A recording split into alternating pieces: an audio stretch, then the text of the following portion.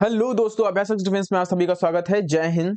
आज हमारी ये वीडियो बहुत ही खास है क्योंकि इस वीडियो के थ्रू हम जो मोस्ट ऑफ द एस्पिरेंट्स एक प्रॉब्लम को फेस कर रहे हैं, जो हमें भी कई लोगों ने पूछा हमसे, हम हमारे टेलीग्राम के थ्रू, व्हाट्सएप के थ्रू और चैनल में जितने लोग जुड़े हैं उनमें से बहुत से लोगों ने पूछा। जब वो मॉक टेस्ट को अटेम्प्ट कर रहे हैं कैट 126 के लिए, तो उन्हें नेगेटिव मार्किंग का बहुत ज्यादा फेस करना पड़ रहा है। पेपर उनका मतलब उनके 160 150 से ऊपर मार्क्स जा ही नहीं रहे हैं, ठीक है। और उन्हें सिलेक्शन के लिए 200 के टच करना जरूरी है, इवन उससे प्लस मिलाना जरूरी है। तो इस वीडियो के थ्रू हम देखेंगे कि क्या वो बैरियर्स हैं, वो 7 मोस्ट मस्ट अवॉइडेड, जो कहते नहीं है मिस्टेक्स हैं, जिन्हें आपको अवॉइड करना चाहिए इस 200 को अचीव करने के लिए, प्लस को अचीव करने के लिए। तो इस वीडियो के थ्रू हम देखेंगे, ठीक है। चलिए शुरू करते हैं। देखिए, सबसे पहले तो मैं यही कहूंगा, जो मैं सबसे कहता हूं, आप सभी से भी कहूंगा कि अगर आप मॉक टेस्ट दे रहे हो, सबसे पहले तो दीजिए। और अगर दे रहे हो तो आप इस चीज को एनालाइज करो कि आपके मॉक्स में जो नंबर कम आ रहे हैं उसके रीजंस क्या हैं, क्योंकि मल्टीपल रीजन हो सकते हैं। तो जब भी आप एनालाइज करोगे तो आप जो भी मैं ये चीजें दिखाऊंगा, आप उनमें से कोई ना कोई प्रॉब्लम आपको जरूर होगी। वैसे तो मल्टीपल प्रॉब्लम होंगी मार्क्स के कमाने के, ठीक है। तो आपको क्या करना है, इनमें से कौन सी प्रॉब्लम है, और अगर कोई एक्स्ट्रा प्रॉब्लम है तो कमेंट बॉक्स में उसे भी बताइए आप, ठीक है, ताकि हम समझ सकें। ठीक है, तो आफ्टर एनालिसिस आप ये पाओगे कि आप बहुत सारी सिली मिस्टेक्स कर रहे हो, ठीक है। जैसे पहली सिली मिस्टेक जो मुझे लगता है, जो हम लोग भी फेस करते थे, वो ये है कि reading the question completely completely हम रीड नहीं करते हैं, या फिर हम मिस रीड कर देते हैं। मतलब जैसे एक पर्टिकुलर क्वेश्चन है ये, ठीक। अब हमने क्या किया, या तो इसके दो कारण होते हैं, या तो आप हरी में ऐसा कर रहे हो, मतलब जल्दबाजी में कर रहे हो, या फिर ओवर कॉन्फिडेंस में कर रहे हो। लोग ये ओवर कॉन्फिडेंस में भी करते हैं, एग्जैक्टली exactly। जब हमें चीजें ज्यादा आती है ना, तो हम क्या करते हैं, ओवर कॉन्फिडेंस में चीजों को जल्दी जल्दी पढ़ करके कि हाँ ये तो हमें आता है, और वहीं पे ही कोई ऐसा की टर्म होता है जो उस चीज को पूरा चेंज कर देता है। तो आपको ये इंश्योर करना है कि आपको एक एक क्वेश्चन को इंडिपेंडेंटली लेना है, ठीक है, उसको अच्छे से पढ़ना है, ठीक है, तो ताकि मिस रीड की प्रॉब्लम ना आए, ठीक है। और क्वेश्चन को कंप्लीटली रीड करना है। ये प्रॉब्लम आप में से बहुत से लोग, जब आप मॉक को एनालाइज करोगे तो मार्क्स कम होने की ये रीजन हो सकते हैं, और ये मोस्टली पता है कहाँ होता है, ये मोस्टली जीके में होता है, ठीक है। होगा ये हर सब जगह, लेकिन जीके और आपके रीजनिंग के क्वेश्चन में ज्यादा होगा, ठीक है।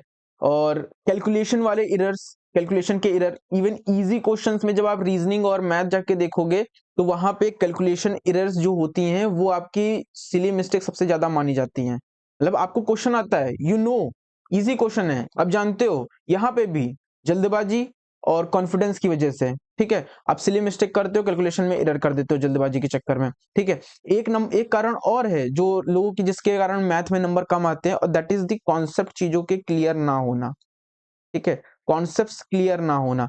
अगर आपकी ये प्रॉब्लम है, अभी भी टाइम है, आप उन टॉपिक्स को सेग्रीगेट कर लो जिनमें आपके क्या है, कॉन्सेप्ट क्लियर नहीं है, और आप उन्हें तुरंतली क्लियर कर लो, ठीक है। और उनपे 30 to 50 क्वेश्चंस को प्रैक्टिस कर लो उस पर्टिकुलर टॉपिक पे, और देन उसको मॉक पे फिर उसके जाके मॉक लगाओ पूरा फुल लेंथ वाला।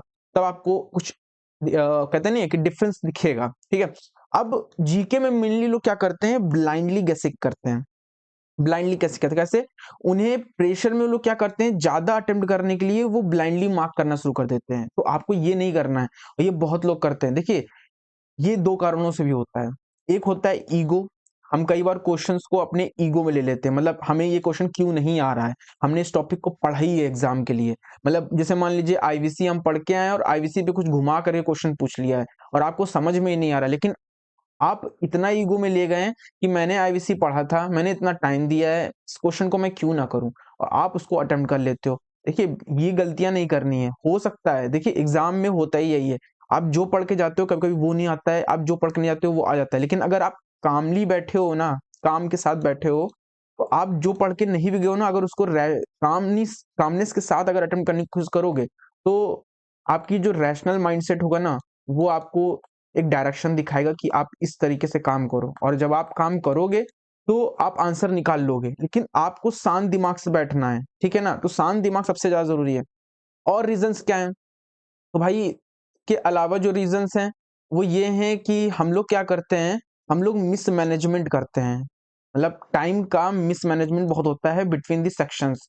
जैसे मान लीजिए सेक्शंस आपके क्या हो गए, जैसे हो गए इंग्लिश, ठीक है, मैथ, जीके, रीजनिंग, तो ये सारे सेक्शंस है ना जो इनमें एग्जाम में आता है। आपको ये इंश्योर करना है कि टाइम का बहुत अच्छे से मैनेजमेंट हो इसमें, क्योंकि एक बात याद रखिए, आपके पास 2 आवर्स हैं, 100 क्वेश्चंस हैं, ठीक है, वन लाइनर ही क्वेश्चन है, ठीक है, आपको इतने कम समय में इतने क्वेश्चन अटेम्प्ट करने हैं, आपको टाइम को बहुत अच्छे से मैनेज करना है। तो टाइम को मैनेज करने के लिए आपको, मुझे ये बताने की जरूरत नहीं है आपको किस सब्जेक्ट में कितने टाइम अलॉट करना है, ठीक है ना, वो आप जानते हो अच्छे तरीके से, ठीक। जितना भी अलॉट कीजिए आप उसको उसी बीच में खत्म करके आगे बढ़िए, मेरा कहने का सेंस ये है। और भी मैं एक चीज बोलूंगा कि आप 10 से 15 मिनट बफर में लेके चलो। आप कहोगे कि ये बफर का फायदा क्या है? बफर का फायदा ये है कि हमारी साइकोलॉजी वर्क ही ऐसे करती है, जब आप बफर लेके चलोगे ना, तभी आप टाइमली कवर कर पाओगे। और मान लो कुछ बफर की वजह से कुछ एक्स्ट्रा बफर का टाइम बच भी गया 5 मिनट, मान लो आप अगर सोच के गए हो कि मैं 2 घंटे में पूरा पेपर ऐसे ऐसे डिवाइड करके खत्म कर दूंगा, नहीं होगा ना भाई, वो नहीं होगा। आप सोच के चलो कि मुझे 1 घंटा 45 मिनट में पूरा पेपर खत्म करना है, मतलब 15 मिनट हमें पहले खत्म करना है, तब आप कहीं जा करके 1 घंटा 55 मिनट में कर पाओगे, क्योंकि हम जितना सोचते हैं उतना नहीं कर पाते हैं ना। आपको बफर में 15 मिनट को लेकर चलना है, अपने दिमाग को ऐसे सोचना है। और 5 मिनट अगर फिर भी आपके पास बच जाता है तो आप एक बार सारे क्वेश्चन में गो थ्रू करके देख लो कौन सा है, और एक पेज लेकर रख लो जिस पेज में आपको ये रख लगे कि भाई इस क्वेश्चन को तो मैं एक बार दोबारा आकर के जरूर देखूंगा। ऐसे क्वेश्चंस को तो जो 5 मिनट आपके बचे ना, उन क्वेश्चंस को जरूर देखिए, उन क्वेश्चंस को जरूर से जरूर देखिए। इस तरीके से टाइम को थोड़ा सा अलॉट करिए, ठीक है ना। और जीके में तो एक चीज ये भी याद रखिए, ईगो में तो नहीं लेना है, लेकिन जो 50-50 वाले क्वेश्चंस है ना, उन्हें जरूर करना है, उन्हें जरूर से जरूर करना है, ठीक है ना। फिफ्थ नंबर पे क्या है कि आप कई बार ओवर अटेम्प्ट कर देते हो क्वेश्चंस को। ओवर अटेम्प्ट में समझ रहे हो ना, मतलब आप क्या करोगे कि एक ईगो में लेकर के और प्रेशर में आकर के आप ज्यादा से ज्यादा क्वेश्चन अटेम्प्ट करने की कोशिश करोगे, ये नहीं करना है। जो एग्जाम्स बहुत फैक्चुअल होते हैं ना, और इवन इस तरह के एग्जाम जहां पर लोग मतलब ज्यादा नंबर ला रहे हैं, तो आपको बहुत मतलब कहते नहीं है कि एक जो गेस भी लेना है ना, तो और अटेम्प्ट भी करना है ना, तो बहुत वेटेड अटेम्प्ट होना चाहिए। मतलब आपका सेफ अटेम्प्ट क्या है वो आपको डिसाइड करना पड़ेगा, व्यू मॉक्स, ठीक है। मॉक्स को एज अ सिमुलेशन लो। और सिमुलेशन किस तरीके से, सिमुलेशन सिमुलेशन इन सेंस, मतलब इससे आपका टाइम मैनेजमेंट हो, एग्जाम के लिए टाइम मैनेजमेंट हो, इस चीज को डिसाइड करो। प्रॉब्लम आ रही है तो उसको रीचेक करो भाई, अपने मेंटोर से पूछो, ठीक है। और टाइम मैनेजमेंट यहीं से सीखो, यहीं से अपने वीक एरिया को आइडेंटिफाई करो, वीक एरियाज को आइडेंटिफाई करो। और जहां आपको वीक एरिया दिख रहा है वहां पे उस पर तुरंत वर्क कर लो, ठीक है। वो वर्क कुछ भी हो सकता है, कॉन्सेप्ट्स को रिवाइज करना, कॉन्सेप्ट क्लियर नहीं है, या फिर आप बार बार सिली मिस्टेक्स कर रहे हो, ठीक है, तो कुछ भी हो सकता है, ठीक है। या मान लो बहुत लोग क्या करते हैं पता है, उनको आंसर सही आ रहा है, जल्दबाजी में ही ऑप्शन रॉन्ग मार्क कर देते हैं।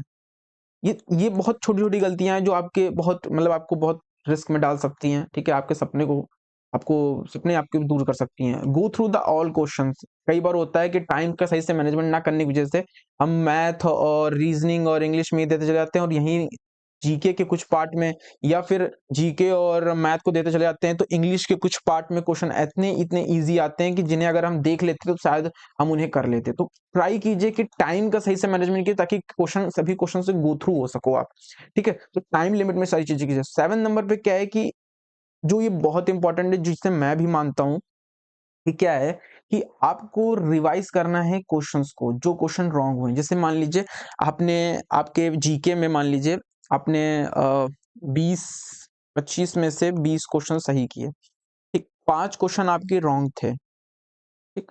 अब आप इन रॉन्ग क्वेश्चंस को ऐसे छोड़ोगे नहीं, इवन इवन इवन जो 50-50 क्वेश्चन थे, सही भी हो गए या गलत हो गए, आपको इन्हें भी क्या करना है, इनके टॉपिक को भी क्या करना है, ये जिस कॉन्सेप्ट पे बेस्ड थे या जिस स्टैटिक पार्ट पे बेस्ड थे, ये केवल जीके के लिए नहीं बता रहा हूं मैं, ये सभी चीजों के लिए बता रहा हूं, आपको उसे जा करके दोबारा रिवाइज करना है। मतलब मॉक को एज अ मॉक अटेम्प्ट करके छोड़ ही नहीं देना है। जब वो हो जाए, आपको जो क्वेश्चन गलत हुए हैं उसके स्टैटिक पार्ट को, उसके कोर कॉन्सेप्ट को जा करके दोबारा रिवाइज करना है, ताकि नेक्स्ट टाइम वो एग्जाम में ना आए आए आपका वो गलत ना हो, आपको ये इंश्योर करके चलना है, ठीक है ना? तो इस चीज को ध्यान रखिएगा। वही मैंने बोला कि work on the mistakes, mistakes में जितनी भी मिस्टेक्स आपकी आ रही हो, कुछ एक्स्ट्रा मिस्टेक जो मैंने यहाँ ना बताई हो, आप कमेंट बॉक्स में बताइएगा, तो मैं वहीं पे ही आपको उसका सोल्यूशन ही बता दूंगा।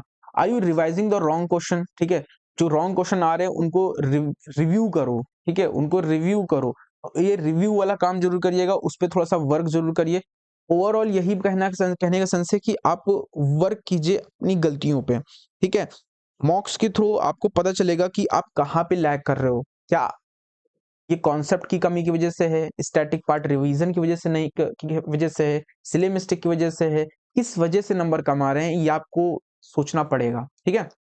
और जो लोग नए हैं, देखिए ये हमारा टेलीग्राम चैनल है, ठीक है, और जो लोग भी नए हैं, अगर उन्हें चीजें अच्छी लग रही हैं तो एक बार चैनल में विजिट जरूर कीजिएगा। हम लोग ऑलरेडी ये फ्रीज बैच चला रहे हैं for CDS and CAPF aspirants, और इस समय तो इसकी वीडियोस थोड़ी सी रुकी हुई हैं एपकैट की वजह से, क्योंकि we are dedicatedly supporting the aspirants preparing for AFCAT 2026। तो हमने ऑलरेडी उनके लिए मॉक टेस्ट निकाल रखे हैं लाइव में, ठीक है, और हमारे एक्सेल के मॉडल पेपर का डिटेल सोल्यूशन भी आपको उसी में मिल जाएगा, और अभी हम वन शॉट पे काम करने वाले हैं, ठीक है। इतनी चीजें हम लोग कर रहे हैं, इसलिए हम लोगों ने इस बैच को 31 तक की थोड़ा सा पॉज में रखा हुआ है, ठीक है। फिर हम इसको 1 तारीख से दोबारा शुरू करेंगे 1 फेब से, ठीक है, और बहुत शानदार तरीके से इसको शुरू करेंगे। जो लोग नए हैं तो वो इस बैच को ज्वाइन कर सकते हैं। सीएपीएफ का पेपर 2 भी हम इसमें करेंगे, होल सिलेबस कवर होगा सीडीएस एंड सीएपीएफ का, ठीक है। तो चलिए फिर मिलते हैं, और जय हिंद। और अगर आप हमसे जुड़ना चाहते हैं तो हमारे टेलीग्राम चैनल है, जहाँ पे आपको सभी नोट्स की पीडीएफ्स मिल जाएंगी और एक्स्ट्रा सपोर्ट मिल जाएगा। और हमसे जुड़े रहने के लिए, वीडियोस के टाइमली पाने के लिए बेल आइकन को जरूर दबा लीजिएगा, चैनल को सब्सक्राइब कर लीजिएगा। जय हिंद, फिर मिलते हैं, और best of luck for your exam. और कोई भी डाउट हो तो आप जरूर कमेंट बॉक्स में पूछिए।